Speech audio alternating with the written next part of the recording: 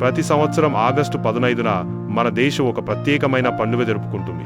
అదే స్వాతంత్ర్య దినోత్సవం.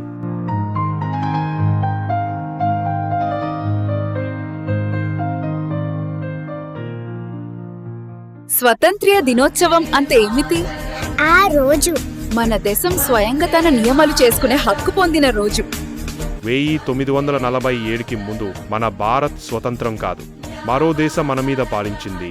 మనకు స్వేచ్ఛ కావాలని అందరూ ఆశించారు. మహాత్మా గాంధీ వంటి ధైర్యవంతులైన నాయకులు శాంతియుత ర్యాలీలు నిర్వహించారు. దేశం నలుమూలలా ప్రజలు చేతులు కలిపి స్వేచ్ఛ కోసం పోరాడారు. చివరికి 1947 ఆగస్టు 15న భారత్ స్వతంత్రమైంది. అందుకే మనం ప్రతి సంవత్సరం ఆగస్టు 15న జరుపుకుంటాం. మొదటి స్వాతంత్ర్య దినోత్సవం రోజున మన తొలి ప్రధానమంత్రి పండిట్ జవహర్లాల్ నెహ్రూ గారు ఎర్రకోటపై జాతీయ పతాకాన్ని ఎగురవేశారు. ప్రజలు ఆనందంతో హర్షధ్వానాలు చేశారు. ఇప్పటికీ ప్రతి ఆగస్టు 15న జెండా ఆవిష్కరణ, ఊరేగింపులు, సాంస్కృతిక నృత్యాలు, దేశభక్తి గీతాలు జరుగుతాయి. స్వాతంత్ర్యం అంటే కేవలం స్వేచ్ఛ కాదు, మనం కలిసి పనిచేయడం, ఒకరికి ఒకరు సహాయం చేయడం, దేశాన్ని అభివృద్ధి చేయడం కూడా. స్వాతంత్ర్యం మనకు అమూల్యమైన బహుమతి.